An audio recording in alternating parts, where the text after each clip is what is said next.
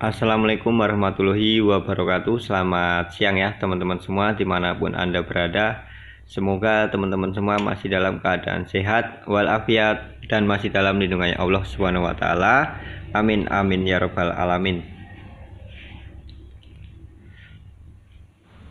Oke ya sahabatku, Solusi Injeksi Channel. Di sini saya akan berbagi pengalaman tentang trouble di motor Scoopy Bandonat ataupun Scoopy K93, yang mana sebelumnya motor ini dalam keadaan posisi mati, terus dibawa ke bengkel lalu dilakukan pengecekan ya. Dan setelah dilakukan pengecekan, katanya motornya ini tidak keluar api teman-teman ya, tidak keluar api. Tetapi di sini saya belum tahu permasalahannya seperti apa, hanya mendengarkan ataupun cerita dari si pemilik motor. Jadi motor ini datang ke bengkel dalam posisi mati, lalu dicek-cek, katanya api koilnya hilang. Lalu dilakukan pergantian koil dengan merek ini FKY ataupun Fukuyama ya teman-teman. Nah, setelah dilakukan pergantian koil ini juga tidak hidup teman-teman. Perhatikan di sini koilnya koil Fukuyama. Tunggu sebentar ya. Nah, di sini tertulis Fukuyama ya teman-teman di kabel koilnya. Ini Fukuyama. Dan di bagian badan koilnya tertulis FKY K25 ya. Ini Fukuyama untuk K25. Yang mana berulang kali saya selalu terangkan di channel saya ataupun di video-video saya, untuk melakukan pergantian di bagian pengapian di motor injeksi itu selalu harus dengan menggunakan part-part yang ori ya teman-teman. Tidak bisa dilakukan pergantian dengan barang-barang KW, yang mana alhasil setelah dilakukan pergantian koil ini juga tidak hidup. Tapi di sini saya curiga motor ini setelah dilakukan pergantian koil dengan Fukuyama mungkin bisa jadi hidup ya, hidup terus membuat ECU-nya jebol ya teman-teman. Jadi pastikan buat teman-teman itu ketika melakukan pergantian part-part di motor injeksi selalu gunakan yang ori ataupun yang Honda ya, AHM ya teman-teman. Karena efek dari pergantian barang-barang yang tidak asli ataupun yang tidak yang ori itu akan menyebabkan ECM-nya jebol seperti di motor ini teman-teman.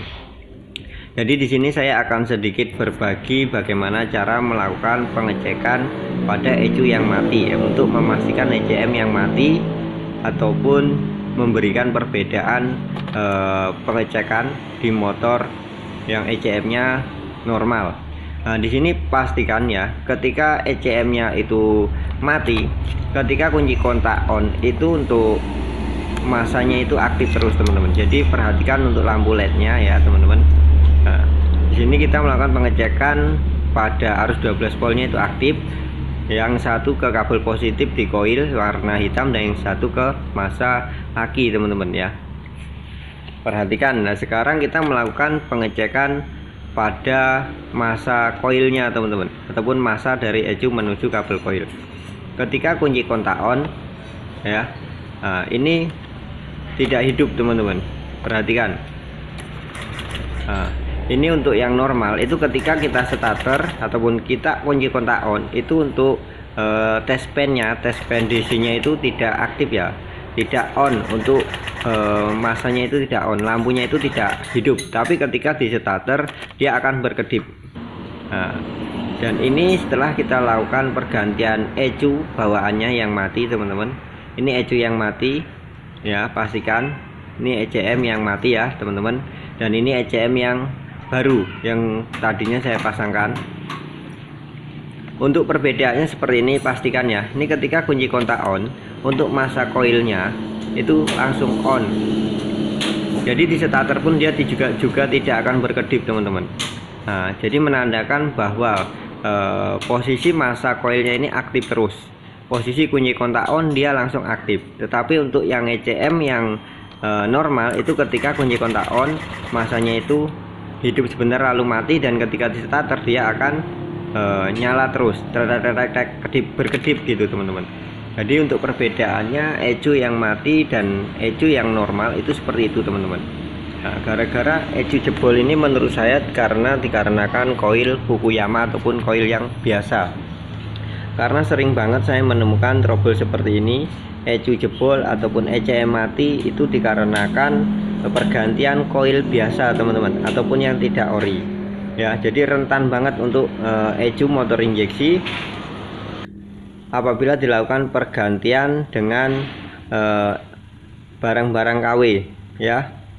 Jadi buat teman-teman semua yang sering mengikuti channel saya itu pasti sudah paham untuk melakukan pengecekan jalurnya, apa saja yang harus dilakukan pengecekan yang membuat ecu jebol ya, ataupun ecu konslet. Yang pertama itu kabel ya teman-teman, pastikan kabel itu harus tidak ada yang konslet, nempel bodi ataupun terkelupas, itu juga akan membuat ecunya itu konslet ya.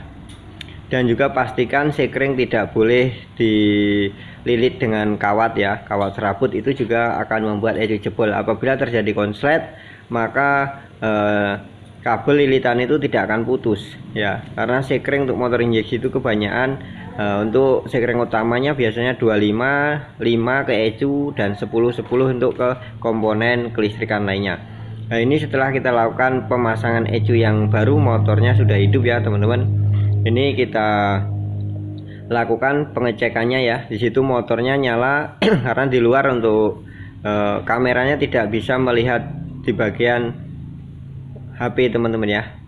Untuk layar HP ini yang saya pakai untuk melakukan pengecekannya itu tidak bisa terlihat karena lagi siang hari ataupun cahayanya itu terang teman-teman. Nah, di sini ya untuk RPM ini kurang tinggi ya, untuk sudut TPS sudah mendekati normal yang harusnya 488 ya. Nah, ini masih butuh banyak banget penyesuaian data-datanya teman-teman.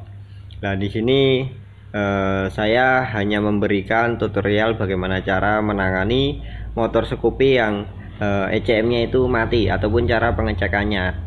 Jadi teman-teman butuh melakukan pengecekan pertama itu sebelum melakukan pemasangan ecu yang baru ataupun yang normal. Teman-teman silakan melakukan pengecekan pada area kabel-kabel, nggak boleh yang konslet.